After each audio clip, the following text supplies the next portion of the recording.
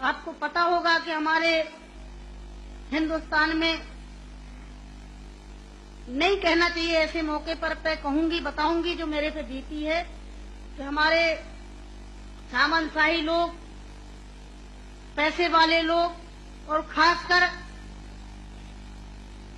मैं जात का नाम लूंगी तो लोग कहेंगे दुबई में जाके जात पुकारी गए। ऐसे ऊंची जाति के लोग जो जात पात को मानते हैं, हम जैसे गरीबों को, दलितों को, दबे कुचलों को, अल्पसंख्यकों को एकदम ये सोचते हैं कि कीड़े मकोड़े हैं, कि इंसान नहीं है। तो उन लोगों को मैंने बताया कि मैं इंसान हूँ, अगर हमें तुम मारोगे तो हम भी चुप नहीं बैठेंगे, हम भी जवाब देंगे।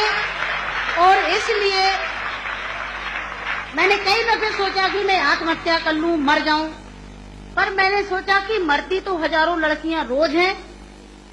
बताओ, हमें डाकू के नाम से जानते हैं लोग, डाकू, फूलन देवी डाकू। बताओ, मेरी 4 हाथ पैर हैं। कहते चम्मिल घाटी की है, चम्मिल घाटी की। चम्मिल घाटी मेरी माँ बाप है। अरे मैं माँ बाप से पैदा हुई हूँ, मेरा कसूर यही है कि मैं झोपड़ी में पैदा हुई, गरीब परिवार में पैदा हुई, दबी कुचली समाज में पैदा हुई, तो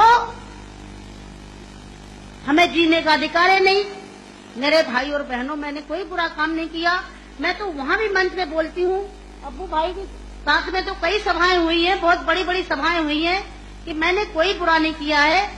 आपने सुना होगा, सुना था आप तो वहीं के सब रहने वाले हैं, कुछ हमारे भाई हैं यहाँ के, है कि एक सीता के कारण इतने बड़े जो रावण का आज तक पुतला फूंकते हैं, उसका यही कसूर था कि खाली एक औरत को उठा ले गया तो आज तक पुतला फूंकते हैं। मैंने क्या बुरा किया?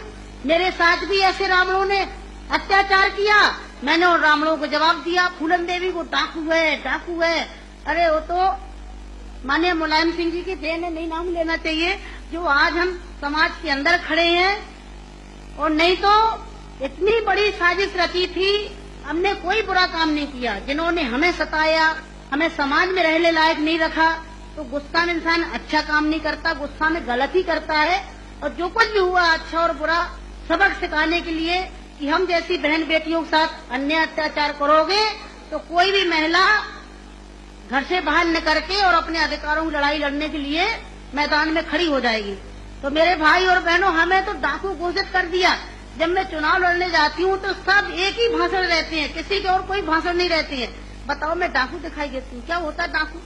है, तुमने हमें सताया, हमें लूटा पीटा। डाकू तो वो बेईमान जो हम जैसी महिलाओं को लूटती पीटती हैं। तो मेरे भाई और बहनों, 4 साल में जंगल में भटकी, 11 साल में जेल में रही, और जेल में भी हमें पागलों के साथ रखा गया था। अच्छी जगह नहीं रखा गया, जहीं पागल महिला थी, पागल महिलाओं में रखा गया था। 11 साल तक हमें जेल में रखने के बाद कोर्ट में पेश नहीं करा गया। और जब जेल से छोड़े गए तो बहुत बड़ा हमारे हिंदुस्तान में तूफान आया। इतनी बड़ी डाकू को छोड़ दिया गया, बहुत बड़ा अन्याय हुआ। बस आप सबका प्यार था, आशीर्वाद था, कुछ ऊपर वाले की भी दुआ थी, जो आज आप सबके बीच में खड़े हैं। और ज्यादा कुछ नहीं कहूंगी कि जो हमारे यहाँ पर सब एक होके बैठे हैं, हमें बड़ा खुशी है कि हमारे जो भी भाई हैं इकट्ठे होके बहुत बड़ा आज हमारे अब्बू भाई ने काम करा है।